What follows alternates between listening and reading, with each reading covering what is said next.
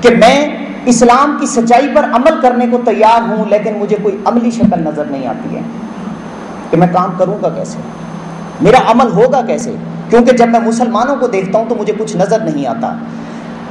وہ کہتے ہیں کہ میرے اندر تڑپ تو ہے کہ میں مسلمان بن جاؤں، لیکن مسلمانوں جیسا بن کر میں ان جیسی نفرت کا نشانہ نہیں بننا چاہتا۔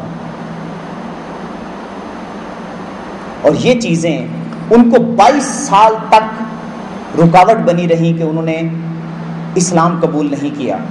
ایک صاحب اور تھے سوامی لکشمن داس، ان کی ایک کتاب ہے عرب کا چاند۔ اس کتاب میں یہ لکھتے ہیں، حضور پاک صلی اللہ علیہ وسلم سے اپنی محبت اور عقیدت کا اظہار کرتے ہوئے وہ کہتے ہیں کہ جب میں اذان کی آواز سنتا ہوں تو میرا دل بھی مسجد کی طرف جانے کو کھنچتا ہے، مگر جب میں مسلمانوں کو مسجد سے باہر آ کے ملاوٹ کرتے، دوسروں کا حق مارتے اور دیگر برائیوں میں مبتلا دیکھتا ہوں تو اسلام قبول کرنے سے رک جاتا ہوں۔ میرا آپ سے سوال یہ ہے کہ انسانیت کی حالت یہ ہے کہ سارے حق کی تلاش میں ہیں، سارے سچائی کو پانا چاہتے ہیں، لیکن ان کے رستے میں رکاوٹ ہمارا عمل ہے۔ تو تھوڑی دیر کے لیے غور کیجئے کہ ہم کتنے سوامی لکشمن داس اور ڈاکٹر اسد جو ہماری بدعمالیوں کی وجہ سے اسلام تک نہیں پہنچ پا رہے، ان کی استغاثے کا جواب روز قیامت اللہ کے حضور دے سکیں گے۔ کتنے سوامی لکشمن داس اور کتنے ڈاکٹر اسد۔ ایک میں آپ کو اور بھی آج کی بات بتاتا چلوں، آپ نے یوسف اسلام صاحب کا نام سنا ہوگا، پیس ٹی وی کے اوپر آتے ہیں۔ وہ کہتے ہیں میرے پاس ایک دن ایک خاتون آئی میرے سیشن کے بعد، اس نے کہا کہ یہ ابھی آپ جو بکواس کر کے ہٹے ہیں یہ آپ نے کیا کہا ہے؟ کہتے ہیں میں نے کہا جی I explained you what the religion is, what the Islam is۔ اس نے کہا how come you are authority on Islam، تمہیں اسلام کے بارے میں کیسے پتا ہے؟ میں نے کہا آپ کو اس پہ کیا اعتراض ہے؟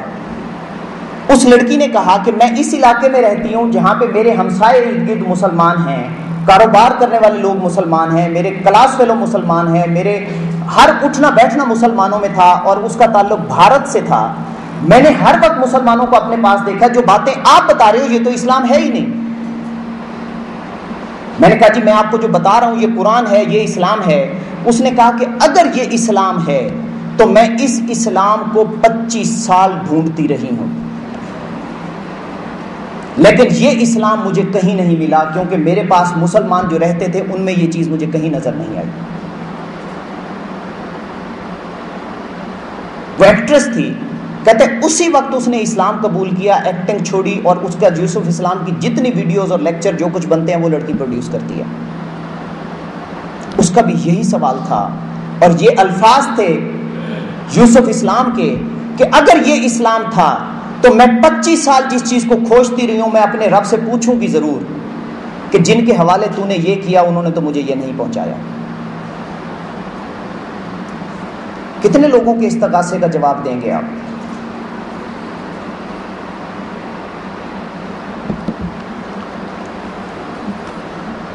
اس وقت اقبال نے ہی یہ کہا تھا، لبالب شیشہ تہذیب حاضر ہے میں لا سے، مگر ساقی کے ہاتھوں میں نہیں پیمانہ الا۔ ہم ہیں نا اسلام کے پیامبر، دنیا تو ساری لا کر چکی ہے، وہ کہتی ہے دنیا کا کوئی معبود نہیں ہے، الا بتانا تو ہمارا کام ہے نا، تو جنہوں نے بتانا ہے ان کے پاس ہی اللہ نہیں ہے۔ لاہور میں ایک شاعر ہیں، عیسائی ہیں، ان کا ایک شعر ہے وہ بھی آپ کو سناتا چلوں۔ وہ کہتے ہیں کہ عمر گزری ہے شہر کے بت خانوں میں، عمر گزری ہے شہر کے بت خانوں میں وہ کافر ہوں جو رہتا ہے مسلمانوں میں۔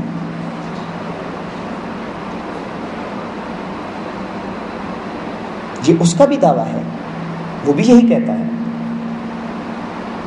اور کل میں نے ان کے ایک اور عیسائی صاحب کی ایک بات سنی،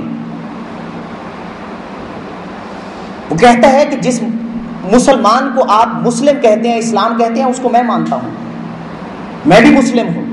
اس کے یہ الفاظ تھے، میں مسلم ہوں لیکن میں مسلمان نہیں ہوں۔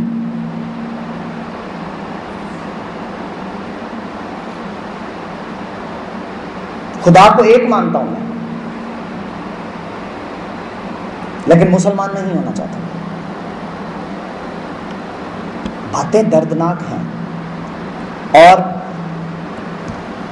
یہ بات تو ہم بڑے فخر سے کہتے ہیں کہ پاکستان مدینہ ثانی ہے جس کا قیام 27 رمضان المبارک کو عمل میں آیا. اس میں ہمارا کیا کمال ہے؟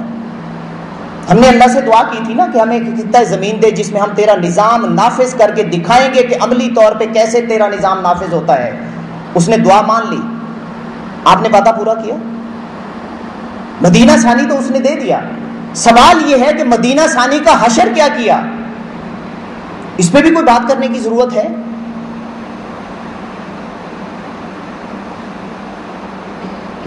لیکن اس پہ بات کی جائے تو مایوسی طاری ہو جاتی ہے, افسوس ہونے لگ جاتا ہے. موٹیویشن زیادہ ضروری ہے. حضور پاک صلی اللہ علیہ وسلم کا پچھلی دفعہ بھی میں نے آپ کو قول سنایا تھا کہ آپ فرماتے ہیں کہ میری امت اور بنی اسرائیل ایک جوتے کے 2 پاؤں ہیں. جو کچھ بنی اسرائیل نے کیا وہ میری قوم بھی کرے گی. حتیٰ کہ اگر یہ سانپ کے بل میں جا کے گھسی ہے تو یہ بھی میری قوم بھی جا کے گھسے گی. اس لیے آپ قرآن کو اٹھا کے دیکھیں, جتنی بنی اسرائیل کے بارے میں آیات ہیں آپ کو لگتا ہے کہ آج ہمارے بارے میں کہی جا رہی ہیں, بنی اسرائیل کا ذکر نہیں ہے اس میں. ہم نے پاکستان کی بنیاد رکھی 2 قومی نظریہ, اسلام کو نافذ کریں گے. ایک خطہ زمین ایسا چاہیے جہاں پہ عملی طور پہ ہم نافذ کر کو دنیا کو بتائیں کہ اسلام کیسا ہوتا ہے.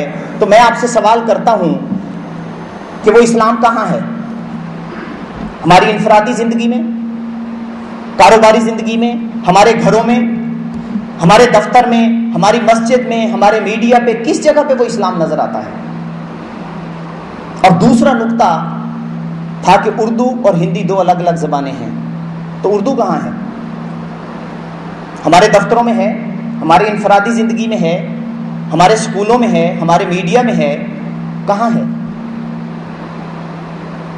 یہ 2 بنیادیں تھیں نا پاکستان بنانے کی. دونوں چیزیں کدھر ہیں؟ اردو کے کمپیوٹر کمپوزنگ کا واحد سافٹ ویئر انڈیا سے بن کے آیا ہے, ان پیج. ابھی بھی ہم دعویٰ کرتے ہیں کہ اردو اور ہندی الگ الگ زبانیں تھیں اور اس کی بنیاد پہ ہم نے ملک بنایا تھا. ہم نے اردو کی ترویج کے لیے کیا کیا؟ ان کا بنایا ہوا سافٹ ویئر چوری کر کے پائریٹڈ میں نے بھی استعمال کیا, آپ بھی کرتے ہیں. اور اردو بنیاد تھی ملک علیحدہ کرنے کی. فوری طور پہ ہم یہ کہیں کہ حکومت نے کچھ نہیں کیا. میں نے بچے کو اپنے جو احساس سے ندامت دیتا ہوں اردو بولنے پہ, اس میں حکومت کا کتنا کردار ہے؟ میں جو اپنے بچے کو یہ احساس دیتا ہوں کہ انگلش بولنے والا سپیریئر ہوتا ہے, اردو بولنے والا انفیریئر ہوتا ہے, اس میں گورنمنٹ کا کتنا کردار ہے؟ جو میں خود انگلش کو سپیریئر سمجھتا ہوں اور انگلش بولنا چاہتا ہوں, اس میں گورنمنٹ کا کتنا کردار ہے؟ یہ گورنمنٹ نے پرائیویٹ سکول ہمیں انگلش میڈیم بنا کے دیے, یہ ہم نے بنائے.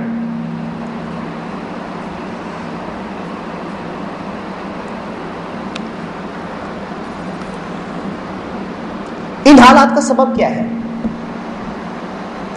اے بنی اسرائیل, یاد کرو میری وہ نعمت جس سے میں نے تمہیں نوازا تھا, اور یہ کہ میں نے تمہیں دنیا کی تمام قوموں پر فضیلت دی تھی. 27 رمضان المبارک 1947 کو ہمیں بھی نوازا گیا اور ہمیں بھی فضیلت دی گئی.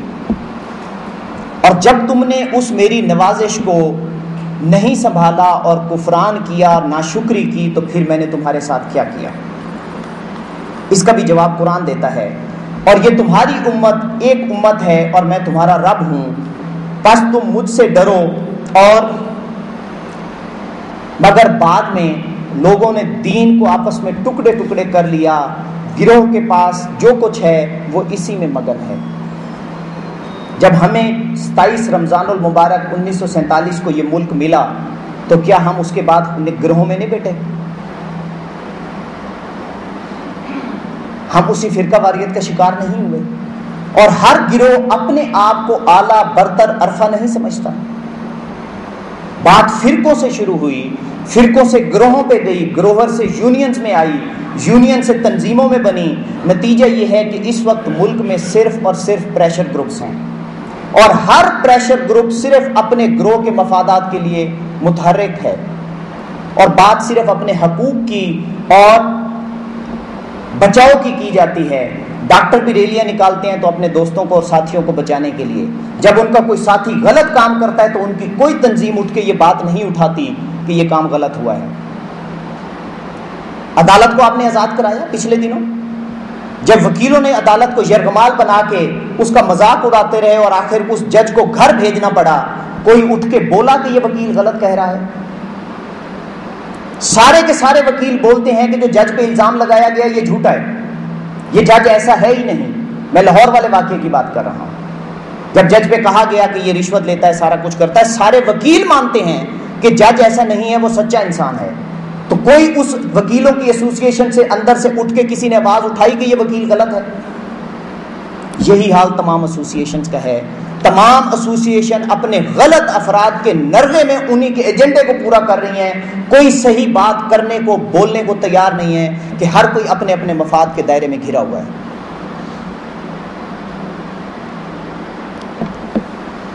اچھا تو چھوڑو انہیں ڈوبنے میں، اپنی غفلت میں ایک خاص وقت تک ان کو اس میں مگن رہنے دو جس فرقہ واریت میں، جس گروہ بندی میں یہ مصروف ہیں.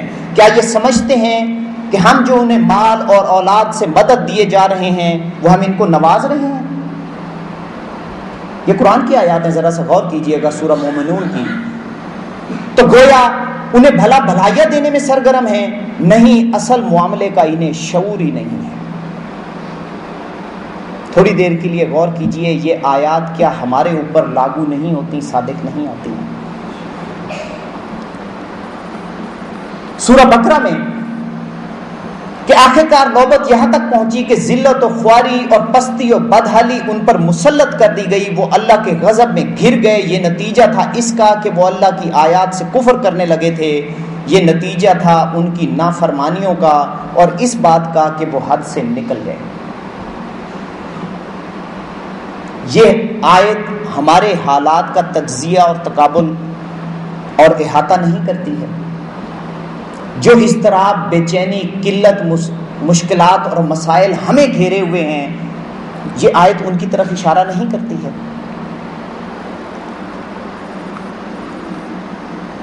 اس وقت پورے عالم اسلام میں غلبے اور کفر کی شکست کے لیے گڑ گڑا کر دعائیں مانگی جا رہی ہیں. اگر آپ دن کے مختلف اوقات کا جائزہ لیں تو اس وقت پاکستان میں 12 بجنے کے قریب ہیں تو انڈیا میں 11:30 کا ٹائم ہوگا. اس سے پیچھے چلے جائیں تو 10 بج رہے ہوں گے. اس سے پیچھے چلے جائیں تو دنیا میں کسی جگہ کے اوپر اس وقت فجر کا ٹائم ہوگا، کہیں پہ ظہر کا ٹائم ہے، کہیں پہ عصر کا ہے، کہیں پہ مغرب کا، کہیں پہ عشاء کا. یعنی دنیا میں 24 گھنٹے کہیں نہ کہیں گڑ گڑا کے دعائیں مانگی جا رہی ہیں کہ کفار کو شکست دے دے، کفار کو ڈبو دے، اسلام کو غلبہ دے دے. دعائیں قبول کیوں نہیں ہو رہی ہیں؟ اس وقت صورتحال یہ ہے کہ سلطنت عثمانیہ سے کہانی شروع ہوئی، پھر فلسطین، کشمیر، افغانستان، چیچنیا، الجزائر، سوڈان، عراق، افغانستان، اب مصر، لیبیا، تیونس، بحرین اور اس کے بعد شام، سعودی عرب اور پاکستان نشانے میں ہیں. آخر اتنی دعائیں، لاکھوں کا مجمع ہر سال میدان عرفات میں بھی اکٹھا ہوتا ہے، یہی دعائیں مانگتا ہے، جمعے کے خطبے بھی ہوتے ہیں، سب کچھ ہوتا ہے. آخر کبھی یہ بھی ہم نے سوچا کہ اللہ ہماری دعا قبول کیوں نہیں کر رہا؟ جس ذلت، رسوائی، مشکل، مشقت سے ہم نکلنے کی گڑ گڑا کے دعائیں کرتے ہیں، وہ اس کا شکنجہ اور زیادہ شدید کیوں کسا چلا جا رہا ہے؟ اس پہ بھی ہم نے غور کیا. تھوڑا سا قرآن کو کھول کے پڑھیے تو قرآن آپ کو بتاتا ہے کہ بند کرو اپنی فریاد و فغاں، ہماری طرف سے اب تمہیں کوئی مدد نہیں ملنے والی ہے. سورہ مومنین کو آیت نمبر 65. ایسے لگتا ہے کہ ابھی ابھی میں دعا مانگنے کے لیے ہاتھ اٹھائیں اور مجھے کہا جا رہا ہے بند کرو اپنی آہ و فغاں، تمہاری کوئی مدد نہیں کی جائے گی. کیونکہ جب تمہیں میری آیات سنائی جاتی تھی تو تم الٹے پاؤں بھاگ نکلتے تھے. میری بات ماننے کی بجائے، میری مرضی کے مطابق چلنے کی بجائے اپنی خواہشات کو لے کے چلتے تھے، اپنے نفس کو لے کے چلتے تھے، اپنی مرضی کو لے کے چلتے تھے. اب دعائیں کرتے ہو، اپنے گھمنڈ میں اس کو خاطر میں نہ لاتے تھے اپنی چوپالوں میں بیٹھ کر اس پر باتیں چھاٹتے تھے اور بکواس کیا کرتے تھے. چوپالوں کو ڈرائنگ روم سے بدل لیجئے، کانفرنس رومز میں بدل لیجئے، میڈیا کے چینلز کو بدل لیجئے،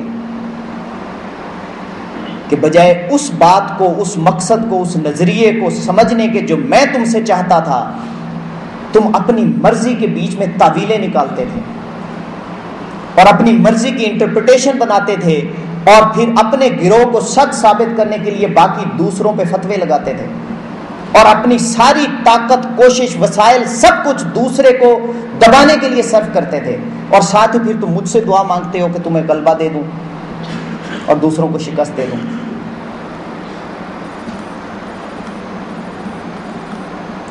مگر انسان کا حال یہ ہے کہ جب اس کا رب اس کو آزمائش میں ڈالتا ہے اور اسے عزت اور نعمت دیتا ہے تو وہ کہتا ہے کہ میرے رب نے مجھے عزت دار بنایا ہے، مجھے نعمت سے نوازا ہے، میرے اللہ نے میرے اوپر بڑا کرم کیا ہے، بڑا دیا ہے مجھے.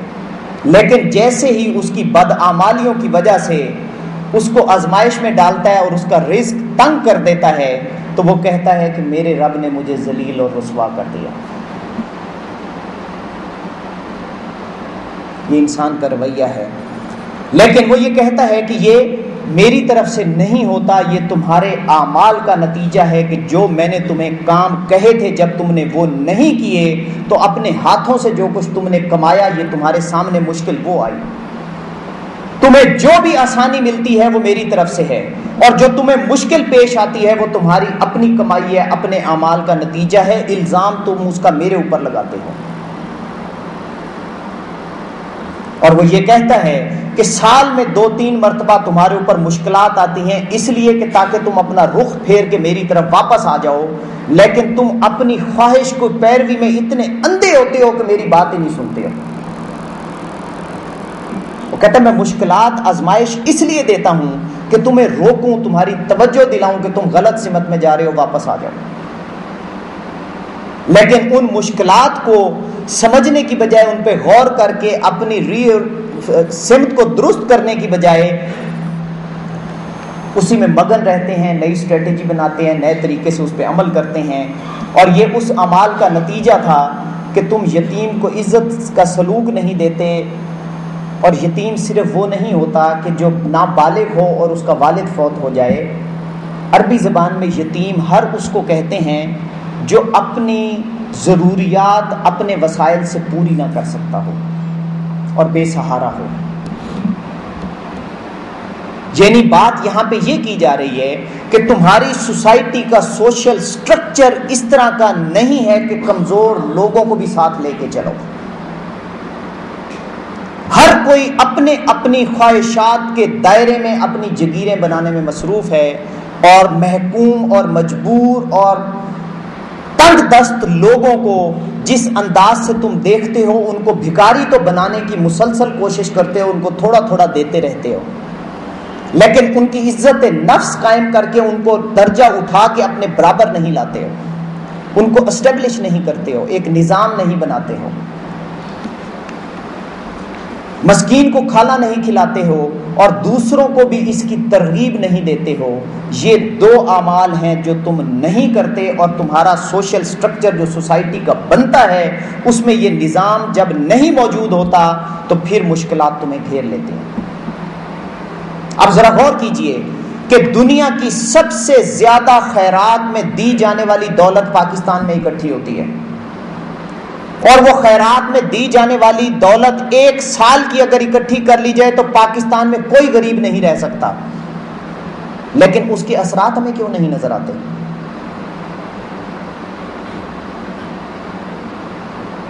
ذرا سا غور کیجئے گا کہ جو نظام قرآن ہمیں قائم کرنے کو کہتا ہے وہ نظام ہم نہیں بنا سکے. اور نظام وہ بنانا کہ جہاں مجبور تنگ دست لوگ کسی کے آگے ہاتھ نہ پھیلائیں، یہ اولین ذمہ داری ہے.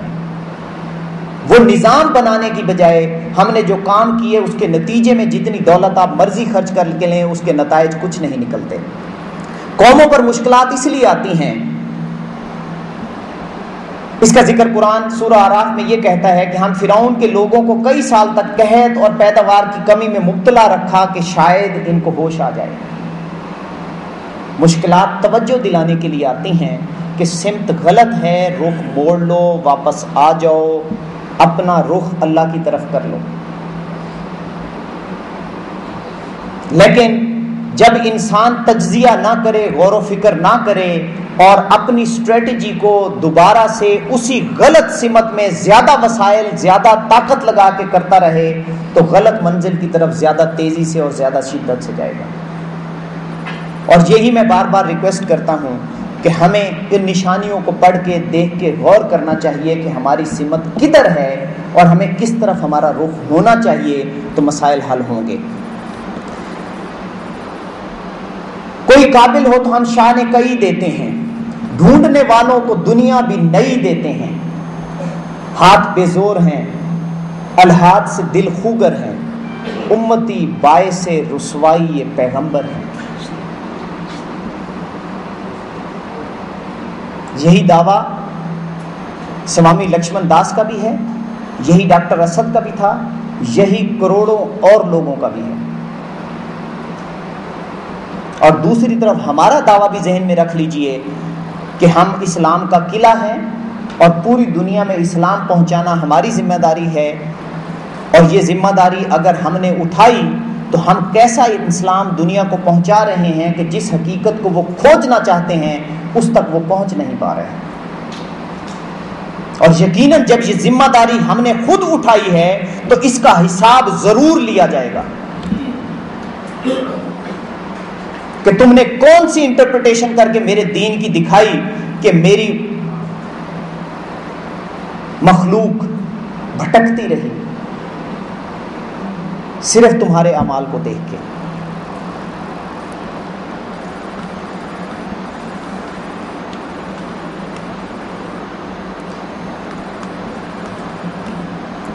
اللہ کے غضب میں گھر چکے ہیں یہ لوگ، ان پر محتاجی، مغلوبی مسلط کر دی گئی ہے، اور یہ سب کچھ اس وجہ سے ہوا کہ یہ اللہ کی آیات سے کفر کرتے رہے ہیں۔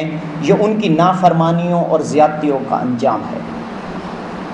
کیا ہمارے اوپر غلبہ امت مسلمہ کے اوپر غیروں کا نہیں ہے؟ یہ پوری امت مسلمہ کی بات کی جا رہی ہے، بالخصوص ہماری بات کی جا رہی ہے۔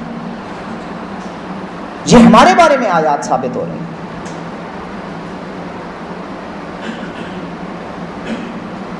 یہودیوں پہ کن کا غلبہ ہے؟ یہودی تو آزاد ہے، پوری دنیا کی معیشت کو کنٹرول کر رہا ہے۔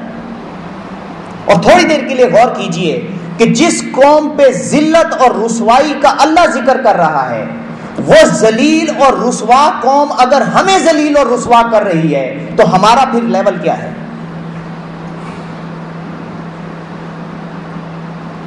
ابھی بھی ہمیں سمجھ نہیں آتی کہ اللہ ہم سے کتنا ناراض ہو چکا ہے۔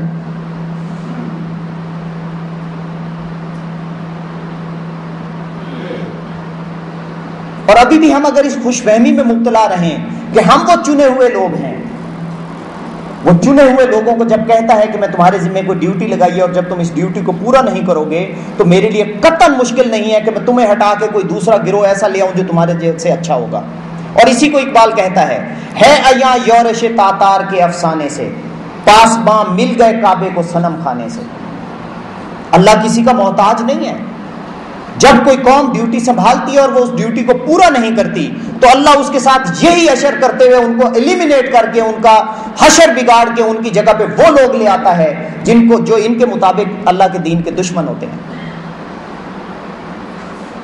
یہ پہلے بھی ہوتا رہا ہے، یہ اب بھی ہوتا نظر آ رہا ہے۔ ابھی بھی اگر ہم آنکھیں نہیں کھولتے تو ہم نہ کھولیں۔ ہماری ریپلیسمنٹ کا عمل اللہ تعالیٰ شروع کر چکا ہے، انیشیٹ ہو چکا ہے یہ پروسیس، اور اب ہمارے پاس مہلت عمل میرے بھائیوں بہت کم ہے۔ اور جب اللہ کی ریپلیسمنٹ کا عمل شروع ہوتا ہے نا تو وہ پھر پہلے والوں کا جو حشر کرتا ہے اس کا پھر ذکر قرآن میں کرتا ہے، پھر اس کو پڑھ کے دیکھ لیجیے۔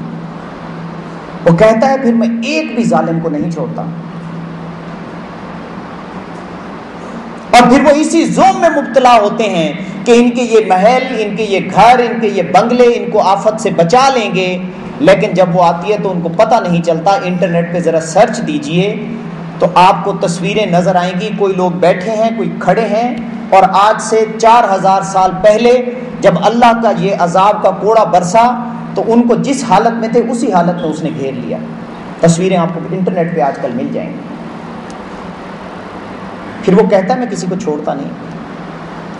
اور میں آپ سے پھر عرض کر رہا ہوں کہ ہماری ریپلیسمنٹ کا عمل اللہ تعالیٰ شروع کر چکا ہے۔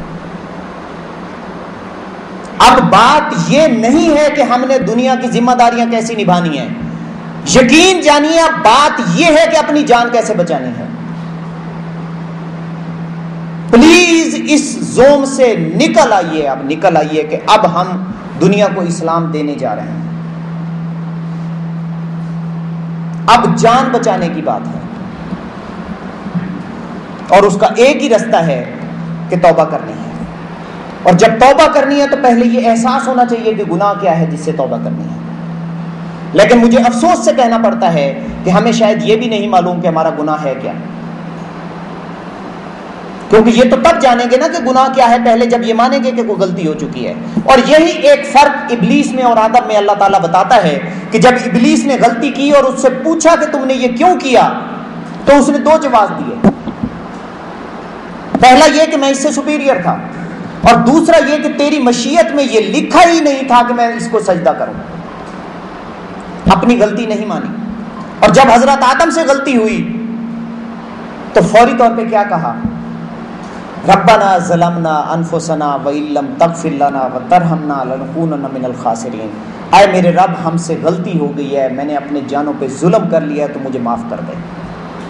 غلطی کو مان لینا اللہ کو بہت پسند ہے، اور اگر غلطی کو نہ مانا جائے اور اگر اس زوم میں مبتلا رہا جائے کہ جو کچھ ہم کر رہے ہیں یہ صحیح ہے، یہ خصلت وہ ابلیس کی بتاتا ہے۔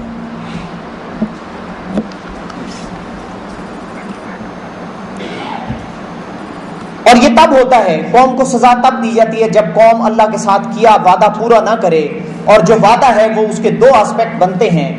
سب سے پہلا یہ کہ اللہ کو اپنا رب اور معبود ماننا۔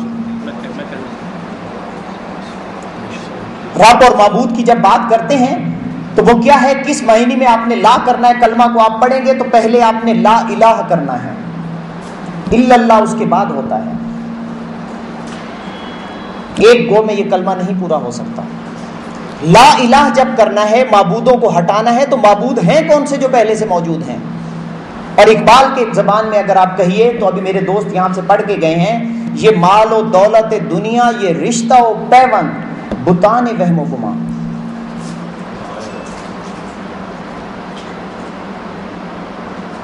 جو میں سر پہ سجدہ ہوا کبھی تو زمین سے آنے لگی صدا، تیرا دل تو ہے صنم آشنا، تجھے کیا ملے گا نماز میں۔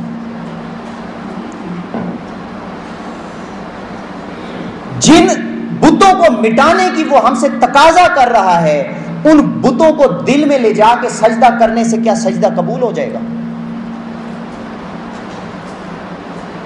صرف اس کے ایک اسپیکٹ کی بات کرتا چلوں پھر، کیونکہ ہم نے حل کی بات کرنی ہے۔ کوئی تجزیہ اور تنقید اس وقت تک تعمیری نہیں ہو سکتی جب تک حل کی بات نہ کی جائے۔ میں صرف ایک نقطے پہ آپ کی بات کرنا چاہوں گا، آسائش اور تن آسانی۔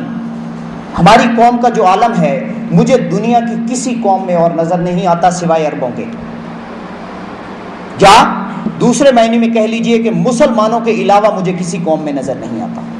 لیکن عربوں کو شاید پھر یہ شیوا دیتا ہے کہ ان کے پاس تو بے تحاشا دولت ہے، ہمارے پاس تو 2 وقت کی روٹی پوری نہیں ہے، تو جس آسائش اور تن آسانی میں ہم مبتلا ہیں یہ مجھے کہیں پہ نظر نہیں آتا۔ اقبال نے بھی یہی رونا رویا تھا، تیرے صوفے ہیں افرنگی، تیرے قالین ہیں ایرانی، لہو مجھ کو رلاتی ہے جوانوں کی تن آسانی۔ ہر کوئی مست میں ذوق تن آسانی ہے، تم مسلمان ہو یہ انداز مسلمانی ہے۔ تھوڑا سا آپ کو اس پہلو پہ غور کی دعوت دوں گا۔ اور اقبال پھر یہ بھی کہتا ہے کہ ساما کی محبت میں مضمر ہے تن آسانی، مقصد ہے اگر منزل غارت گرے ساما ہو، منزل پہ اگر پہنچنا ہے تو حاضر و موجود سے باہر نکلنا پڑے گا، اس کو ہاتھ میں لے کے منزل تک نہیں پہنچا جا سکتا۔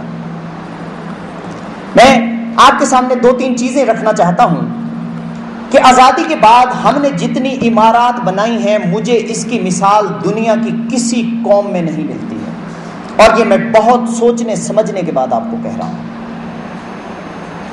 جتنی بلڈنگز ہم نے بنائی ہیں اس کی مثالیں مجھے صرف 2 جگہ پہ جا کے ملی ہیں، ایک مغلوں میں، دوسری سلطنت عثمانیہ میں جب وہ اپنے زوال کا شکار تھا۔ آج بھی آپ ترکی میں چلے جائیے تو آپ کو کتبے لگے ہوئے ملیں گے کہ افغانستان کا ایک وفد آیا، اس کو ریسیو کرنے کے لیے یہ عمارت بنائی گئی، برے صغیر سے ایک وفد آیا، اس کو ریسیو کرنے کے لیے یہ عمارت بنائی گئی۔ یہی کام ہم پاکستان میں بھی کر رہے ہیں، یہ تقریب ہونی ہے یہ حال تعمیر کر دو، یہ تقریب ہونی ہے یہ چیز بنا دو، یہ تقریب ہونی ہے یہ بنا دو۔ ہم نے دارالحکومت کے نام پہ پورا ایک شہر بسایا، اور وہ بھی قرضے لے کے۔ قرض کی پیتے تھے میں اور کہتے تھے کہ ہاں رنگ لائے گی ہماری فاقہ مستی ایک دن۔ ہمارے مقابلے میں انڈیا ہے، ہم نے پورا ایک شہر دارالحکومت کے نام پہ بنایا۔ ہمارے بیوروکریسی کے آفس دیکھ لیں، کلرکوں کے دفاتر دیکھ لیں، ٹائلیں لگنا دیکھ لیں، ان کا بننا دیکھ لیں، ہم نے کوئی انفراسٹرکچر ڈیولپ نہیں کیا، صرف عمارتیں بنائیں اور یادگاریں بنائیں۔ اور قرآن اسی چیز کو آگے چل کے کہتا ہے، یہ تمہارا کیا حال ہے کہ ہر اونچے مقام پر لا حاصل ایک یادگار عمارت بنا ڈالتے ہو اور بڑے بڑے قصر تعمیر کرتے ہو، گویا ہمیشہ تمہیں رہنا ہے۔ یہ ہمارے بارے میں نہیں ہے۔ یہاں آپ کے سامنے مثال میں انڈیا کی رکھنا چاہتا ہوں۔ یقین جانیے آزادی کے بعد تعمیر کے نام پہ ایک اینٹ تک اس نے نہیں لگائی ہے، ایک اینٹ تک نہیں لگائی ہے۔ جو آپ کو مانیومنٹ نظر آتے ہیں، انڈیا گیٹ دلی کے اندر نظر آتا ہے، وہ بھی انگریزوں نے فرسٹ ورلڈ وار کے بعد بنایا تھا، جو ہندوستانی لڑنے گئے تھے باہر ان کی یاد میں۔ جو وائسرائے ہاؤس تھا اس کو انہوں نے پریزیڈنٹ ہاؤس بنایا، اور جو ایک کسی اور انگریز آفیسر کا گھر تھا اس میں ان کا وزیر اعظم رہا۔ جب نہرو مر گیا تو اس کو نہرو میوزیم بنا دیا گیا، اور اندرا گاندھی جیو آر میں 2 کمرے کے ایک گھر میں وزیر اعظم ہاؤس بنا کے وہاں رہتی تھی، اور اسی گھر کے اندر ان کے سارے وزیر اعظم رہے، اور اسی گھر میں بے انت سنگھ نے اندرا گاندھی کو مارا تھا۔ وہ اندرا گاندھی میوزیم بن گیا، اور اب ان کا وزیر اعظم اسی طرح کے جیو آر کے اندر 4 فٹ کی دیوار والے گھر کے اندر 2 بیڈ روم والے گھر میں وزیر اعظم ہاؤس ہے۔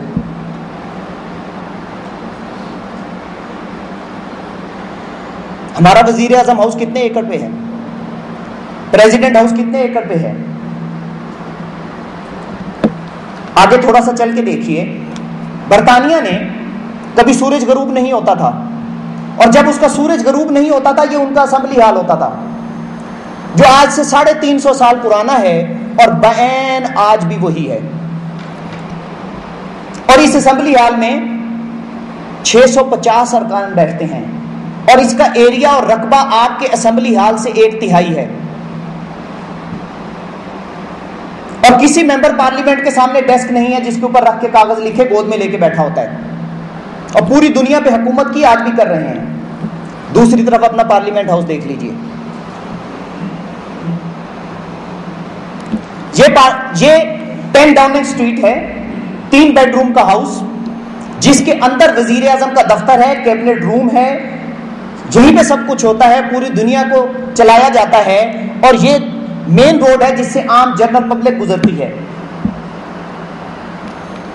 اور یہ ہمارا وزیر اعظم ہاؤس ہے، اور وزیر اعظم کو اپنی سلطنت قائم رکھنے کے لیے ایک محل اور بھی چاہیے جس میں اس کا وزیر اعظم سیکریٹریٹ ہونا چاہیے۔ اب فوری طور پہ ہم کنکلوڈ کریں گے کہ یہ تو حکومت کی خامیاں ہیں۔ تو میرے بھائیوں، قرآن سے آپ استفادہ کیجئے۔ قرآن یہ کہتا ہے کہ حکمران عوام کے اعمال کا نتیجہ ہوتے ہیں۔ حضور پاک صلی اللہ علیہ وسلم کا بھی فرمان یہی ہے کہ جیسے تمہارے اعمال ہوں گے ویسے تمہارے حکمران ہوں گے، اور قرآن بھی یہی کہتا ہے کہ پھر تمہارے اعمال کی وجہ سے ہم تم میں سے بدترین لوگ حکمران کے طور پہ تمہارے اوپر مسلط کر دیتے ہیں۔ تو ذرا غور کیجئے کہ ہمارا اپنا ذاتی طرز رہائش کیسا ہے، ہمارا خوراک پہ اوسط خرچہ کتنا ہے، اور دنیا میں لوگ اتنا